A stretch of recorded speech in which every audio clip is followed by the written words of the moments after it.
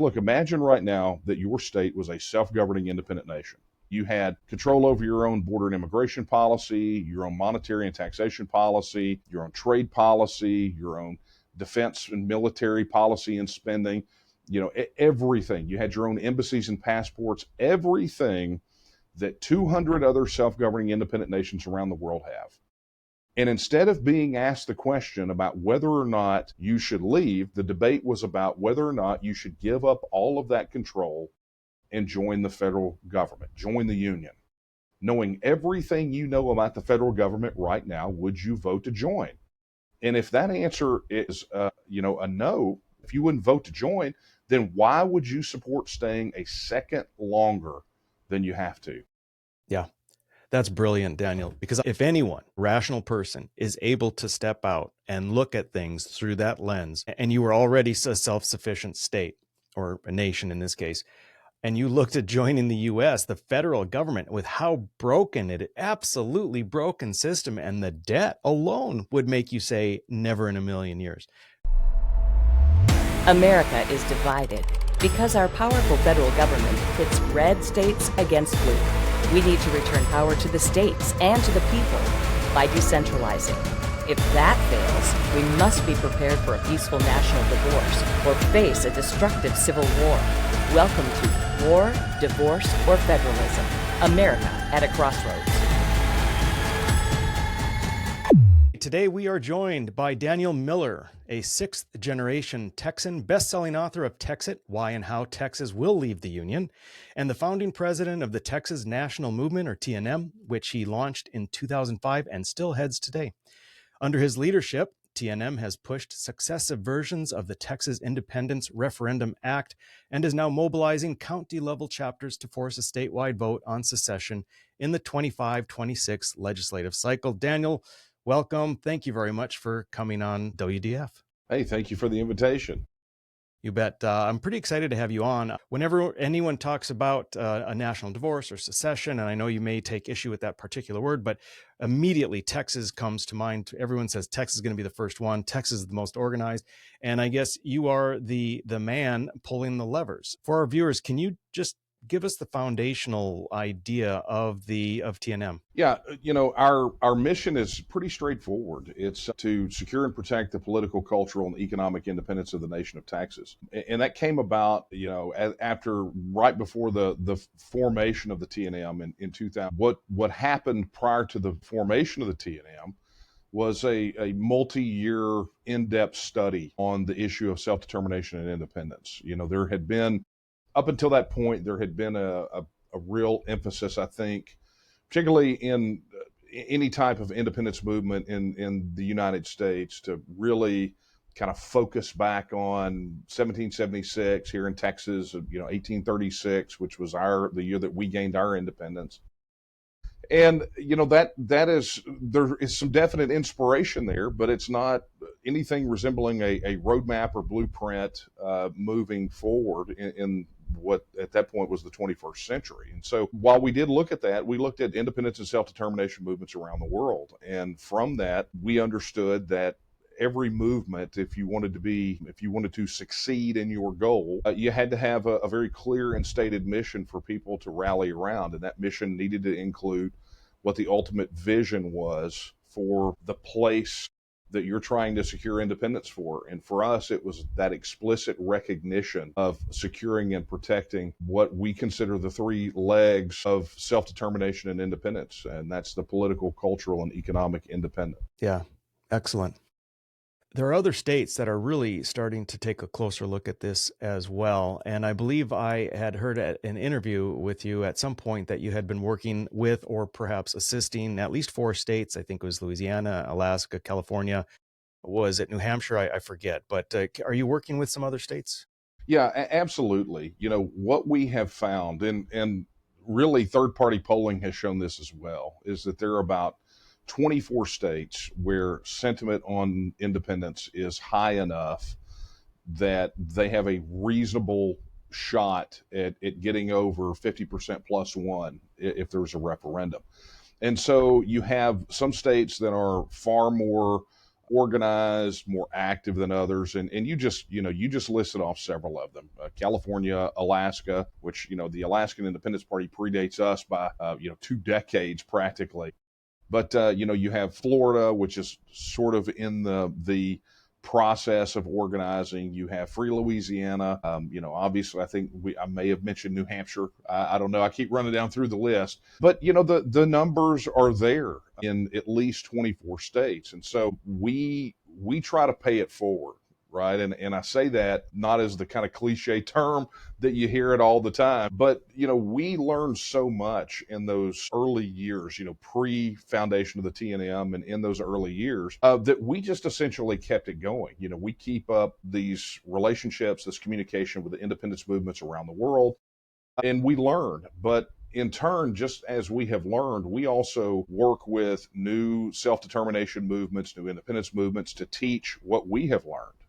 Someone can tell you where the landmines are and you can navigate, but it's a different thing for people to tell you, hey, look, I've had my legs blown off because I stepped on this landmine here. And so the field, if you want to call it that, the movements, they're always evolving, whether it's geopolitical, sort of global politics or domestic politics.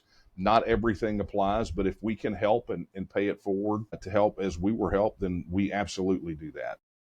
Yeah. I'd like to hit something right out of the gate that I think is huge. And this is what I come across when I'm discussing it, the possibility of a national divorce or a secession movement or what have you. And that is, well, it's unconstitutional. and there's two trains of thought. One is that many people believe it's literally in the Constitution that the secession is not permissible. The other is that for those that know that it's not in the Constitution, they are aware that there was a Supreme Court case, Texas v. White, and that those on high, the Supreme Court has spoken, and therefore it is unconstitutional.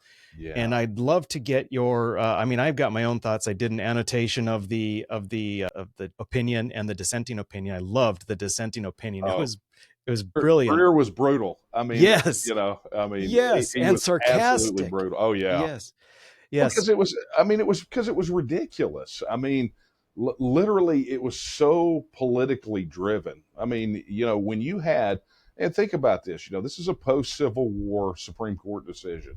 When you have Lyman Trumbull, who was, I think he was a congressman from Michigan, essentially making threats against the Supreme Court, saying this is the worst kind of judicial activism, and we're going to have to amend the Constitution to not to ratify Chase's decision in Texas versus White, but to rein in the Supreme Court. That was sentiment from the legislative body, from Congress, from the North, saying that the court had overstepped its bounds. So yeah, Greer was brutal, but there were others in the North that were far more brutal than Greer was. Yeah. You have made a very succinct and clear explanation of where it is not in the Constitution. Yeah. Can you just explain that to our viewers? Sure. It's, the fact that we have to point out that it's not in the Constitution and people think it is, really, I think is a statement on civic literacy in the 21st century in the United States. But that being said, you have to look and understand what the Constitution is. And it is a document that it literally spells out the relationship between the states and the federal government. But more than that, what it does is it says this is how the federal system is organized. These are the things that it can't do. And anything else comes from the states, because rightly so, it views the Union as founded by the states, as independent sovereign states. And so, you look to Article 1, Section 10 of the U.S. Constitution, and it's a list of things that states are forbidden from doing. It says, look, if you're going to be part of this Union, here are the things that you cannot do. And that is the list. And that is the only list. Guess what's not in there? Withdrawing from the Union. Right. So if you look at it from the idea of reserved powers, right, which would be a 10th Amendment argument, the fact is that because it is not specifically forbidden to the states, then under the 10th Amendment, it is reserved to the states and ultimately up to each state as to whether or not they stay in the Union or not. And that was the prevailing opinion of the founding generation. So, you have this weird,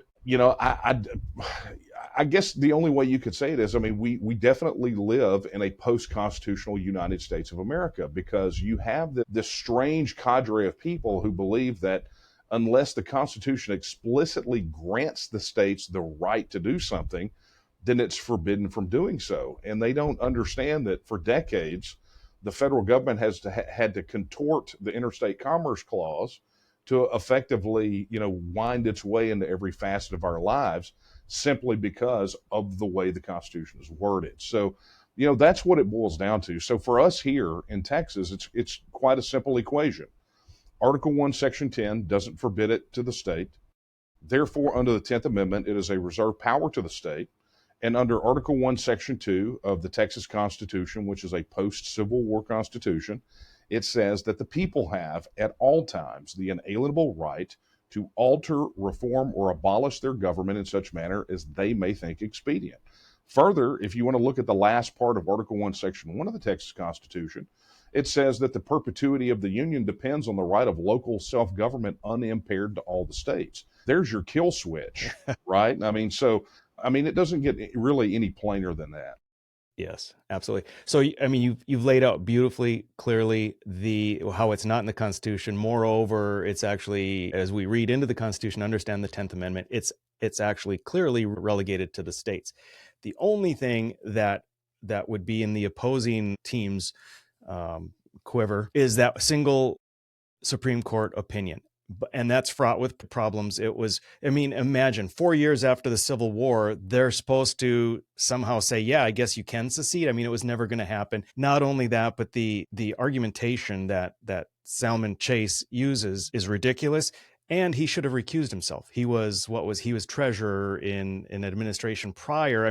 There's so many things wrong. So we have an errant Supreme Court decision is the only thing that actually is there. So let me go to this. Is there anything in your movement or anything you see that could be coming up that would cause the Supreme Court to look once again to test the Texas v. White decision? It's really a matter of strategy for us. There are a lot of people who say that we're pretty ham-fisted over the referendum piece of this, and that we're neglecting the Texas versus White aspect of it. And from a strategy standpoint, any movement in any state, Texas in particular, if you're going to reassert your status as a self-governing independent nation, then that's what you have to do. So, what you're effectively doing is you're closing off any type of mechanism that the federal government could use to stick their nose in the process. So you have to ask yourself, where would the challenge come? Okay, so let's just kind of walk through the scenario. Texans, their legislature passes a piece of legislation giving Texans a vote on this issue. Okay. The people of Texas, after a free, fair, full debate and vote in the affirmative, in the majority, saying that Texas should reassert its status as an independent nation. And the wording of the referendum is very important. But let's say that that's what happens. Well, after that, the government here in Texas has to begin to act upon that mandate. Article 1, Section 2 effectively makes it so. When people talk about the term, is it a legally binding referendum? That's not the right question to ask, because referendums by their very nature, even if they are not legally binding, are politically binding. And those are not my words. Those are the words of Dr. Matt Quartrup, who is the world's foremost expert on independence referendums. And so there is a political price to be paid for ignoring a successful outcome in a popular referendum. That being said, we have to start going through the process once that's done, which is, there's really four things. There's constitutional issues, statutory issues, international covenants, treaties, and agreements, and then finally negotiated issues with the federal government.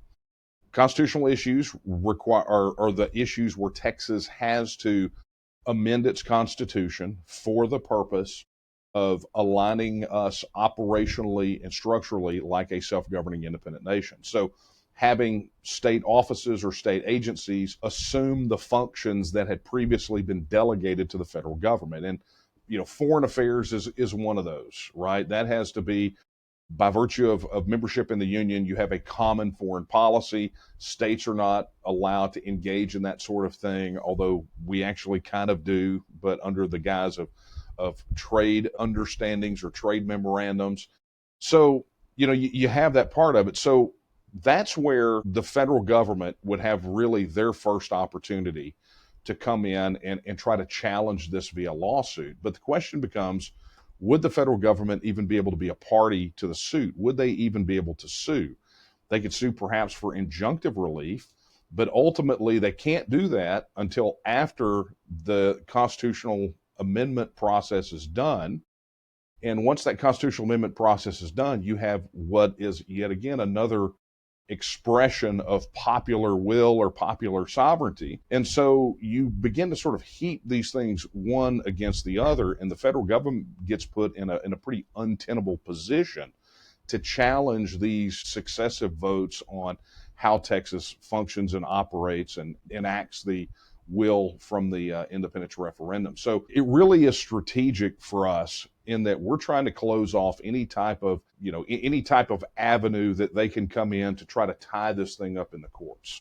Mm-hmm. Very interesting. The Texas does not have a citizen initiated measure or referendum process. So you are at the mercy of the legislature, which, wow, what a mountain to climb that's going to be. And in fact, I know that you've had attempts, you've had some sponsors or legislators introducing it, but it hasn't made it out of committee because the committee chairman are hold the keys. Going forward, how do things look for this upcoming session? Are you able to navigate the politics of it that you think you can get it further along?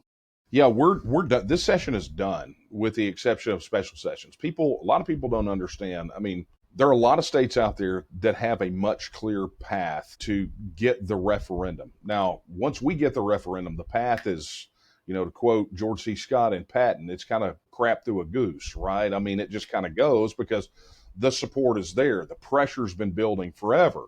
So, but there are other states that have a much clearer path to getting it on the ballot. And that's where we have sort of like you said, the greatest mountain to climb. And a lot of people cite the fact that we don't have citizen initiative here. But the thing that they leave out is because the choke point is the Texas legislature, then everything we do in relation to that referendum is effectively tied to the legislative cycle. Most people don't realize Texas has a true part-time legislature. Our legislature meets for 140 days every other year, right? So we literally just got out of a legislative session, perhaps one of the worst legislative sessions, not just for us, but for other people too. I mean, it's literally the only thing anybody in politics can talk about is just what a dumpster fire this legislative session was. But the campaign season has already started. So for us, we're looking to add to our 11 Texas First Pledge signers for the next session, which would be enough. If we can double that number, which looks like we have a good path to making that happen, then we've got enough of a block that we can go in and negotiate and get this referendum moving. I would think that it's a fairly easy argument to make of the old, just like, let the people have a voice. Whether you, Mr. or Ms. Legislator, are opposed or in favor is irrelevant. Let the people of Texas decide. But well, you know what their hang up is, right? The hang up that they have is that they talk out of both sides of their mouths, right? To the point that on one hand, they talk about how this is fringe, even though the poll numbers show that it's not. They say that it's just very vocal people on the margins. But on the other side, they do not want to have this referendum. They absolutely don't. And the reason that they don't is because they know that if it goes to a vote, if it goes on a ballot, it will win, and it won't win by little, it will win by a lot, and it will prove that they have been lying this whole time about the marginal support. Look, they see the same polling data that we see. They know what happens. They also understand, because we've talked to the opposing legislators. They also know that they can't hold the line and defend staying attached to the federal system because the federal system is irreparably broken. And so, imagine for a moment that you had to be on the opposite side of that. We're out here selling, hey, the best people to govern Texas are Texans. And you're on the opposite side of that. And you're having to say, no. Nancy Pelosi and Chuck Schumer are the best people to govern Texas, right? Or, we're out here and we're like, look, the federal debt clock continues to ratchet up and up and up. This is our chance to break away from it. And you have to go out there and go, you know what, $37 trillion worth of debt just ain't that bad. I mean, you got to think about how hard it would be for them to make the argument when everybody's, look, the U.S. Congress has an approval rating typically on the day somewhere between just right above or below leprosy. Okay. So the federal government is not particularly popular, and that is especially so here in Texas, regardless of who gets the gas bill at 1600 Pennsylvania Avenue. So, it's just, they have an indefensible position, but this is what you said, it has been our position all along. Look, if you believe that no one wants this, then I'm your huckleberry. Put it on a ballot, prove me wrong, shut me up for, shut this thing down for a generation. But we're so confident, not just in our case that we can make, but in where support is for this right now, that we want it to go on a ballot because we know it will win. That's fascinating. In North Dakota, I think it's the opposite situation. We can fairly easily get something on a ballot, a citizen-initiated measure, but I don't think we'd have the vote for it. And which leads me to another question for you, Daniel. And to me, it's a little bit of a difficult question, although it might be different from your perspective. And it deals with patriotism. My perspective is that bringing up the idea of national divorce or secession or different coalitions of states that we may better employ and preserve freedom for people in the same vein as our founding fathers originally thought. I feel when that's brought up in an audience that is more conservative or limited government, that it is viewed as unpatriotic. In Texas, you guys have your own patriotism, state derived. But what do you say? What are your thoughts with this idea that the idea of advocating for secession or a national divorce is unpatriotic? Well, for a lot of things like that, let me just say this first: is that trust and believe in the early days of this. Texas has always had this sentiment of 1 foot out the door. I mean, look, literally, anytime the federal government did anything, outside, decided they wanted to color outside the lines, secede bumper stickers popped up everywhere, right? But, Texas sort of considered itself the America of America, right? I mean, we did everything right? We sent our sons and daughters off to fight, bleed, and die in the wars. And, we were the most patriotic of the most patriotic. And the veterans in the Texas Nationalist Movement will tell you today that patriotism never left them. What left them was the federal government, right? The federal system left them. They view what we're doing as the attempt to preserve the values that they swore an oath to defend, they went to serve, right? And so what we have seen when the patriotism argument comes up is you have to begin by really defining patriotism to what? Is it patriotism to the political and economic, institution, the United States of America? Because I would contend that America and the United States of America are really two separate things. Very much how Thatcher in the Bruges speech that she gave that kind of kicked off the Brexit movement so early on, how she made a very clear distinction between Europe and the European, what was then the common market, but eventually became the European Union. I think she knew where that was headed. But, there is a big distinction that has to be made between the values and the institutions. And so when people lob that about not being patriotic, look, I'm Texas first, right? I mean, I'm unabashedly Texas first. I understand that some people may have a differing view, right? They may be a little conflicted about am I supposed to be supporting the United States? Understand what that entails. For us, if we believe as the founders and the framers did, then you were always supposed to have your first loyalty and duty to your state, right? Mm-hmm. That's where it came from. The federal institution was supposed to be small enough to essentially handle some common functions, common defense, right? A little bit of a postal union, a free trade agreement, between these states. I mean, very small things.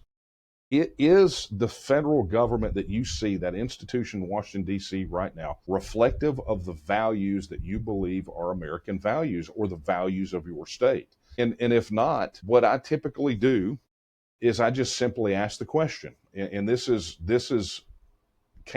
honestly, it came about because, as you can imagine, I had been asked every question under the sun about every bit of minutia about Texas leaving the Union, right? And it came at a point of frustration right after I released the Texit book. And what I did was I just flipped the script. And then this is what I started saying, which is, look, imagine right now that your state was a self-governing independent nation, right? You had control over your own border and immigration policy, your own monetary and taxation policy, your own trade policy, your own defense and military policy and spending, everything. You had your own embassies and passports, everything that 200 other self-governing independent nations around the world have.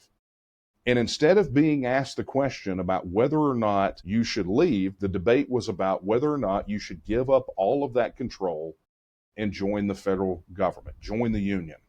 Knowing everything you know about the federal government right now, would you vote to join? And if that answer is a no, right? If you wouldn't vote to join, then why would you support staying a second longer than you have to? Yeah. That's brilliant, Daniel. That is absolutely brilliant, because I can't think of, if anyone, rational person, is able to step out and look at things through that lens, and you were already a self-sufficient state, or a nation in this case, and you looked at joining the US, the federal government, with how broken absolutely broken system, and the debt alone would make you say never in a million years. So what a great way to twist that for people. Well, thank you. Things born of frustration also often become quite useful, and that has been one. But look, it really is about the perspective of this, right? Who do you like? I can tell you that, one of my early friends in this pre-TNM was a gentleman named Dr. Thomas Naylor. He was professor emeritus of economics at Duke University. He left his post at Duke, moved back to his home state of Vermont, and founded a movement called the Second Vermont Republic, advocating for the independence of Vermont. I mean, I want you to think about that for a moment. Now, when people think of Vermont now, they think of two things. They think of cheese and they think of Bernie Sanders. But Right. But the doc had no love for Bernie Sanders. But what he did say was this: he's, because he came from a pretty liberal background, right? And so we got to be fast friends. And what we came to realize was that we bonded together over this idea of self-determination. Because at the end of the day, how about we let Vermont determine what's best for Vermont, and let Texas determine what's best for Texas? This is why we can get along and work with and have conversations with the people in California and Alaska and New Hampshire and these other states, where we might not be politically aligned on a single solitary policy issue.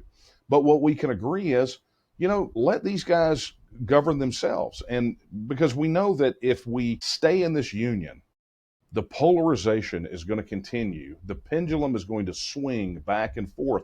The pressure will build up. And look, we had a perfect example of that in not too far gone history about what happens.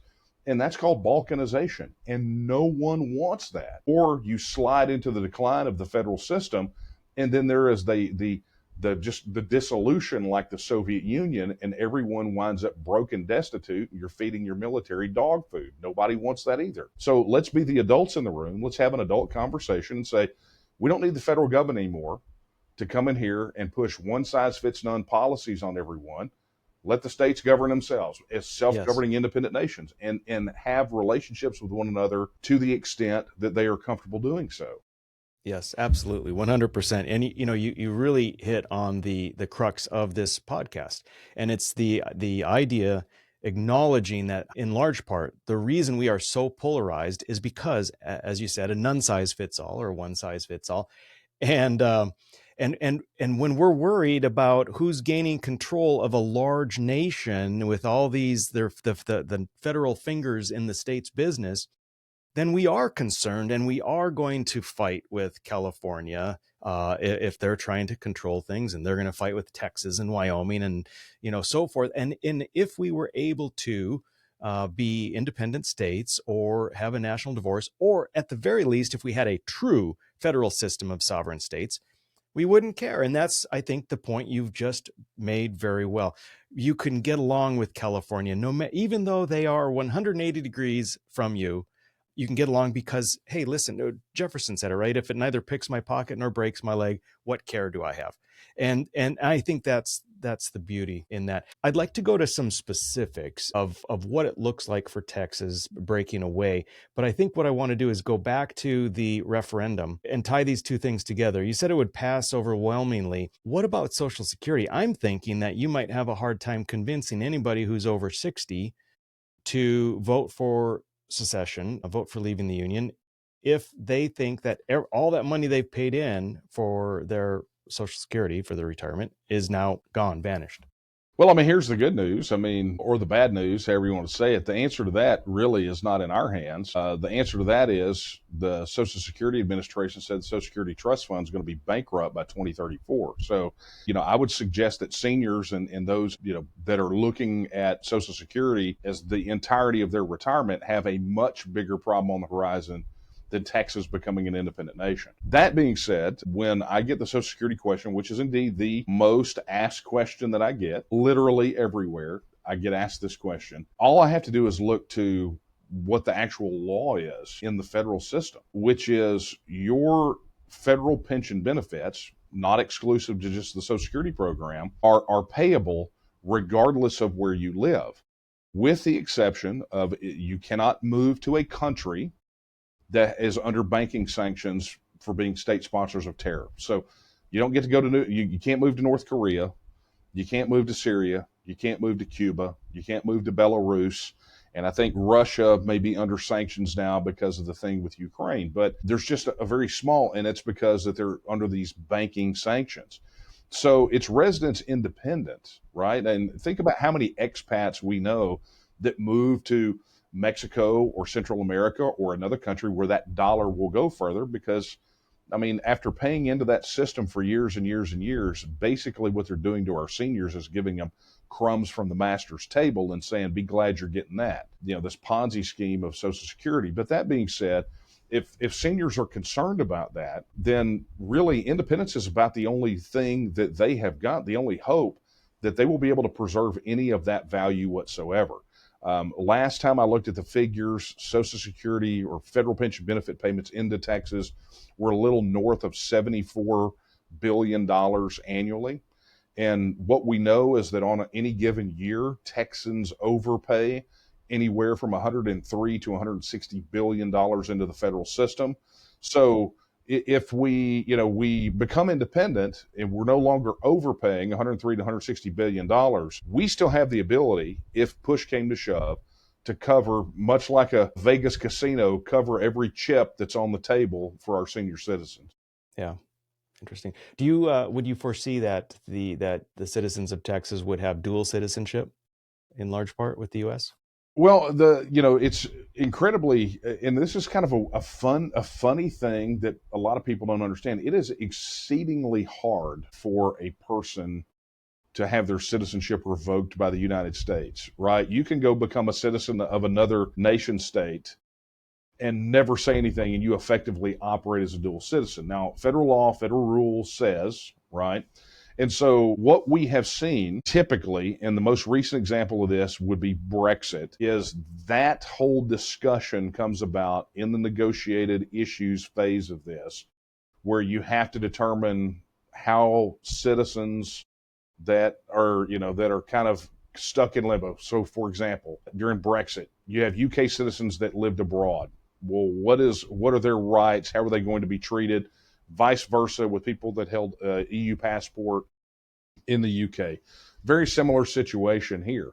And Social Security or federal pension benefits will likely be part of that discussion. We're kind of in a good position where that's concerned.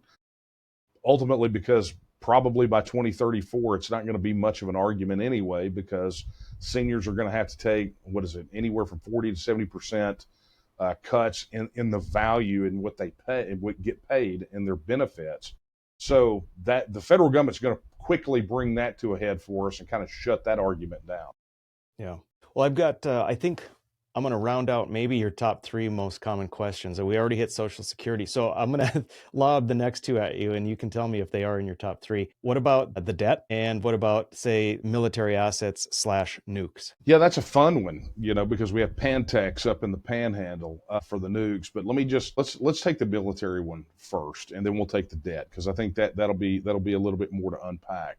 When it comes to military assets, so I will tell you where international obligation lies, and this sort of is going to be part of the debt answer as well. But technically speaking, when an entity that is part of a larger entity becomes independent, whatever assets are there belong to them, right? So it deals with what is owned by the succeeding state, and I did not seceding, but succeeding, and you get into the whole thing about treaty succession.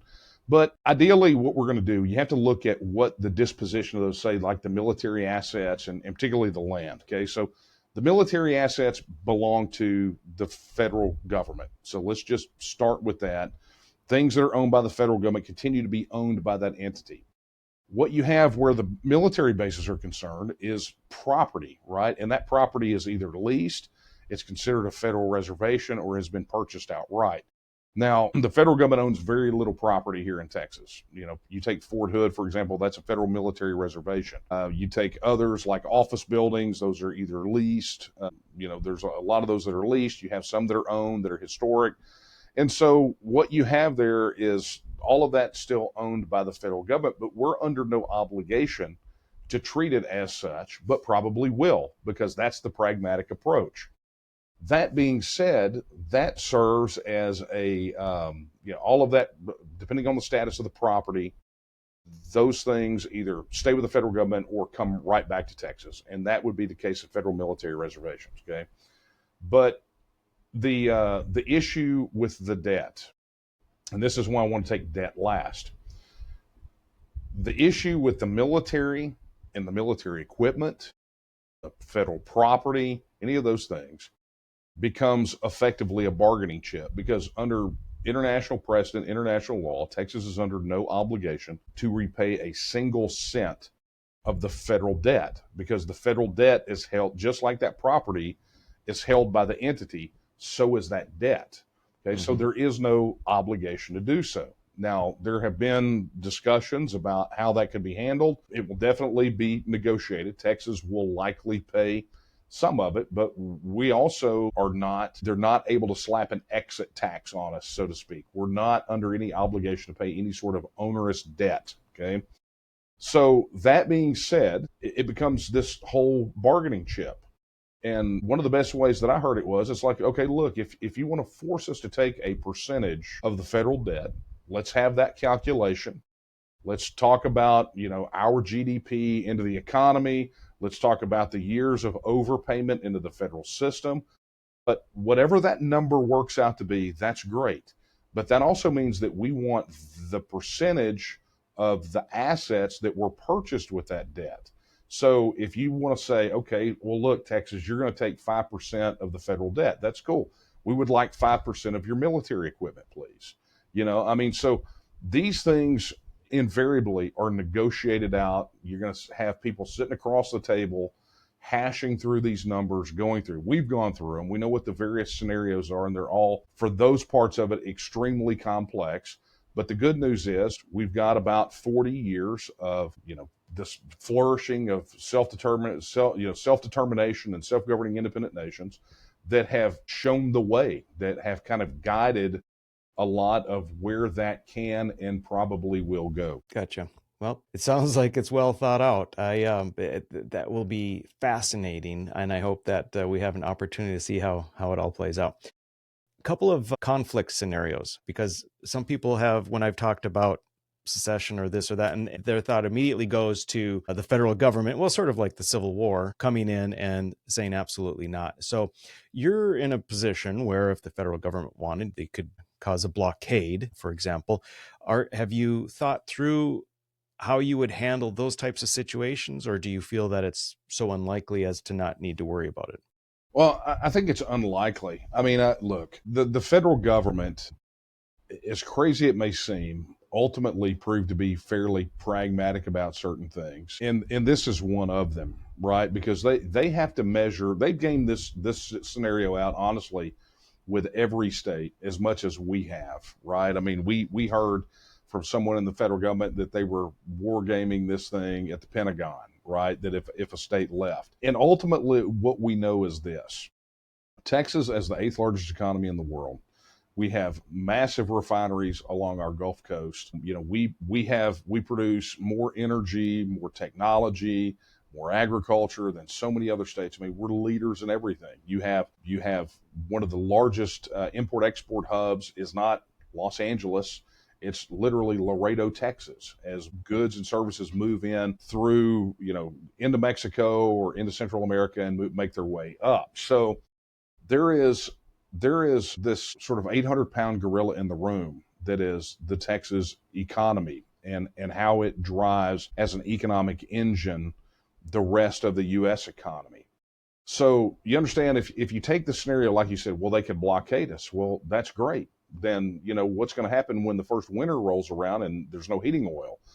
How much of their fuel, both raw and unrefined, can they import from the Middle East and from other places? What does that do to the supply chains? What does it do when no goods or services are moving up through Laredo and our southern ports anymore? There is this idea that anything the federal government does, not just a blockade, but let's just take military action as well. Anything that becomes economically disruptive for Texas is it hurts, doesn't feel good, but ultimately the ripple effects on the U.S. economy will be catastrophic. We've already got a situation with the monetary supply. We've got downgraded credit ratings. Everything is moving toward the U.S. economy sort of teetering on the brink of, sitting at this precipice, just getting ready to fall off. So you have what would be tantamount to a major economic disruption by taking Texas economically off the board, and the United States as an entity does not survive that, right? And so you wind up with Texas being independent as a byproduct of the dissolution of the United States anyway, along with pretty much every other state, because the federal government can't hold. So you take that as an economic scenario, but the same thing plays out with the military scenario as well. The same polls that showed the levels of support in the various states show that no one in any of the states has the stomach for military intervention on a state whose citizens vote to peacefully withdraw from the Union. You had a Zogby poll. Zogby was polling this thing all the way back to 2009. Where they polled active duty military service personnel and asked, do states have a constitutional right to withdraw from the Union? 5% said they had an absolute constitutional right. Well, that's a catastrophic result for the federal government because, if soldiers have to, if they're morally compelled to disobey an unconstitutional or unlawful order, then in order to bomb the Walmart in Houston because we voted to withdraw from the Union is an unconstitutional order. No offense to the Walmart in Houston, okay, but just as an example. But that becomes an unconstitutional order. Well, what happens when you have 45% of your military that says, we're not going to carry this out? This is ridiculous. These people's only crime is going to the polls and voting to say, we want to be independent. It's why we focus so much on the process of moving Texas operationally and functionally toward being more like a self-governing independent nation, culminating in a referendum with an up or down vote, very public, big debate, big free and fair election, because you don't want to give them an excuse to say, all right, that's it, let's go bomb Austin. What state do you think is most likely to follow you out the door? As a part of that, if Texas leaves, it would, I think, be most effective if you saw other states leaving, so that it would, sway the federal government from being able to just focus on Texas and somehow trying to regain control. So, what state do you see leaves first, and are you coordinating timelines with anyone? Every state is pursuing their own path. I mean, as we're talking and communicating and doing things together, there's not been a direct level of that sort of coordination because each state has sort of its own situation. I think back, and I've said this before, but when we were studying independence movements historically and around the world, those that were contemporaneous, I mean, every one of these has their own set of individual challenges, their own timelines, and it all revolves around the political, cultural, and historical aspects of it, their electoral system, recent history. I mean, there's all sorts of things. Well, we see that here, state to state. When people refer to America as a nation, I let them know that you haven't studied it enough. Because if America was a nation, that's a monolithic nation, that you don't have these sort of differences in a unitary nation state that we see even state to state here in the U.S. And so, you may have like one of the differences we mentioned a moment ago, which is the lack of citizen initiative. Well, other states have citizen initiative, and they are working on that. California is running a massive petition campaign right now. So we can coordinate, we can communicate, we can talk on some of the bigger issues, but a lot of that on the ground work, and particularly those timelines, really depend on what kind of process they need to follow, plus what tools they have at their disposal to execute that move. Okay. That said, that was a lot of setup to answer your question, I know. But that being said, the one thing to bear in mind is we really don't know who's going to be the first out the door, because as much as we can, build public support and push, so much related to the self-determination movements is also driven by external circumstances. The pressure from outside forcing those inside of the nascent nation state to move to action. You never know when there's going to be one of those catalyzing moments. And so, that being said, Alberta is a good example. Obviously not a state of the United States, much to the chagrin, I think, of Donald Trump. But that being said, Alberta had multiple independence organizations. They were kind of listing about, Alberta Prosperity Project was kind of there, but they were really pushing sovereignty, but they were having difficulty. All of a sudden, you got to think, even during the pandemic, even during, the trucker convoy, you go through all these things, there was never really any massive traction. Like, there was not this massive upswell of people going, let's get Alberta out of here. There was talk about it, but no organized action. And then with one thing, the replacement of Trudeau with Carney, Trump talking about Canada being the 51st state. All of a sudden now, the independence town halls in Alberta are full from city to city to city. The premier, Danielle Smith, she got the threshold for the petition reduced down by a massive amount, got the timeline for it extended. So they have a very clear path to making that happen. Well, any number of external circumstances could happen to where it could accelerate the process. I would like to think we will be the first out the door. And I know that if we're first out the door, we definitely won't be the last. And frankly, I want to be first out the door because I don't want to have to pay off on a bet to the Californians. I like that. I like it. I see some scenarios where maybe there's some inciting event that's just a huge shock, maybe globally, maybe to the United States, where there's a dissolution of the United States. Perhaps there's then these coalitions of states. I see like Pacifica, the Northeast, the Southeast, maybe the Heartland. Do you see any circumstance in which Texas would be part of a coalition of states or a nation of a few states? And then I guess the second part of that would be, how about Louisiana? You indicated that you've been working with them. They were part of the military district immediately post-Civil War, with Texas being ruled by the Union military. I know federal courts are still located there. You look at the federal court districts, and they have a tendency to line up a bit with the Reconstruction districts. That being said, so look, I'll tell you, this really gets down to the definition of the words, right? And nation, state, country, those things. And I will tell you that there is a shortcut mentally that people like to use, and I'm not saying it's a bad thing. It's just they do. They say, well, we're going to get out of this union. Let's just have another one, right?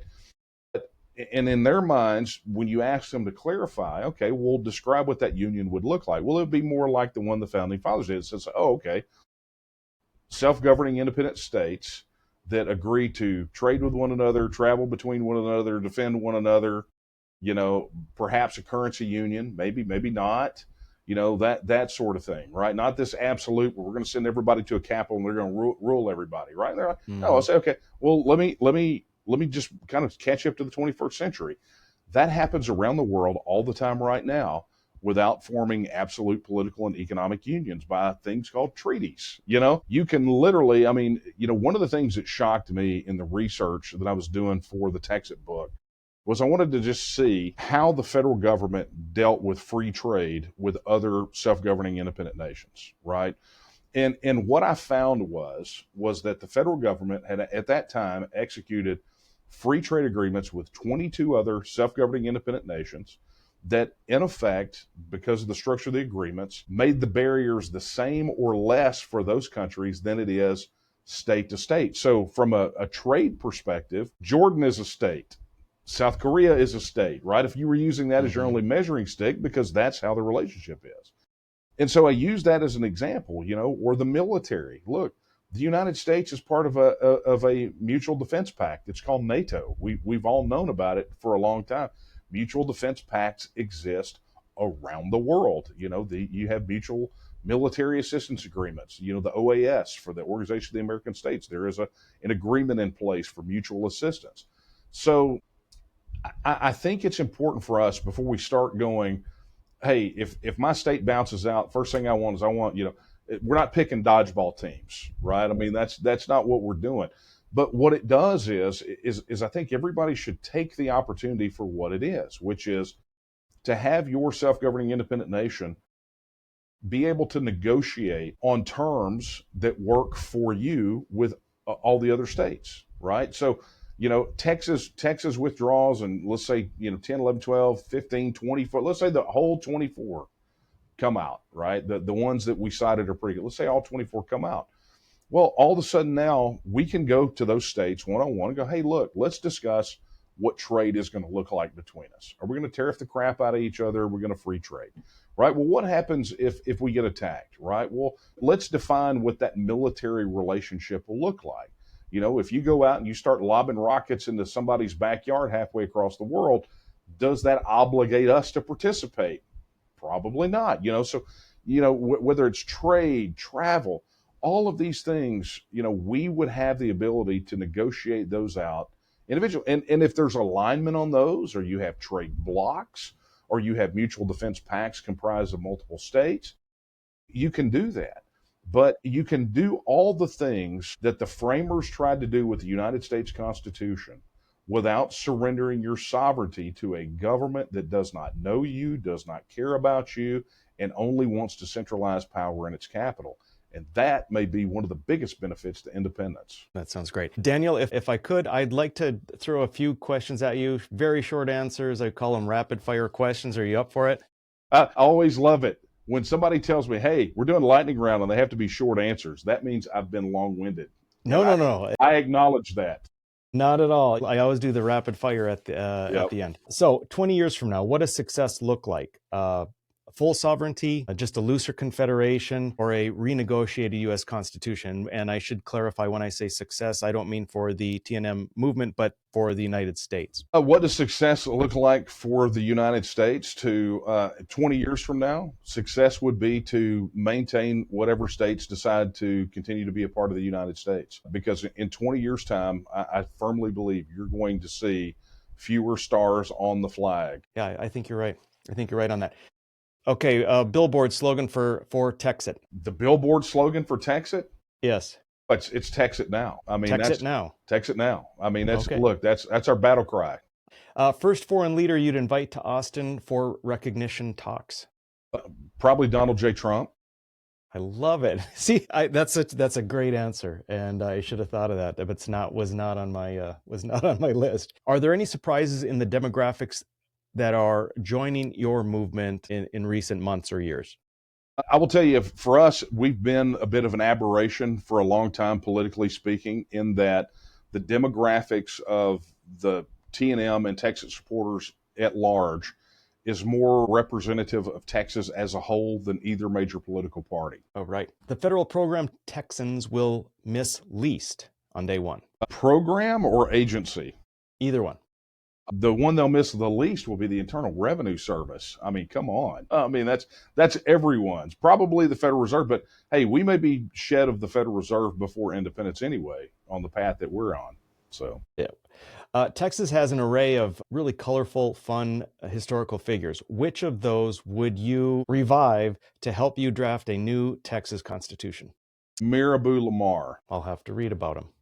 He was the second president of the Republic. He fought in the Revolution, and he was the president of the Republic that was the most opposed to annexation. But more than that, even though his presidency was otherwise somewhat disastrous, he had a very clear vision of Texas being an independent nation. He was one of the ones who promulgated the use of the word Texian for Texans in the Republic. He envisioned a Texas that could be economic and prosperous. He was there in basically the post-revolution shambles economically, I mean, just across the board. And Lamar, for all of his faults, the one thing that he had beyond a shadow of doubt was he had a vision for a free, independent, self-governing nation of Texas. Very good. Austin, Houston, or somewhere else, where should the diplomatic corps be headquartered? So the diplomatic corps would probably be Houston. Houston is probably the most metropolitan city. I think there's a ton of consulates there already. And look, I'm just going to be honest with you, Austin's already too doggone crowded. I mean, we can't squeeze anybody else on I-35. It just can't be. Sounds good. Last one. Which holiday would you rename or scrap entirely once you gain independence? Wow, that is a great question. I don't know about any that I would rename or scrap. I mean, I think each have. I mean, look, we're obviously talking about major calendar holidays. We're not talking about National Cheat Day. No, right? no. Yes. But look, what I would like to see is obviously March 2nd being Texas Independence Day. I mean, it still is, right? But I mean, it should be far more prominent than it is. And perhaps if I were going to rename one, I would rename July the 4th as Colonial Independence Day, so it was a little more specific. Sure. I like it. Excellent. Well, I've thoroughly enjoyed the interview. Daniel Miller, can you tell our audience exactly where they can find you and perhaps where they can find your book? Sure, absolutely. I would encourage anyone who wanted more information to head to our website at tnm.me. That's TNM as in Texas Nationalist Movement.me. And from there, you can jump off to wherever you need to go. You can learn more. We have the largest FAQ on the Texit issue linked there. We have, memberships, our store. You can make contributions, news. We have our own internal social media network. I mean, we have everything that you would expect from an organization that has 630 some odd thousand supporters in Texas. And so I would encourage everyone to go check it out. Fantastic. It was great talking with you, Daniel. Hey, thank you so much for having me.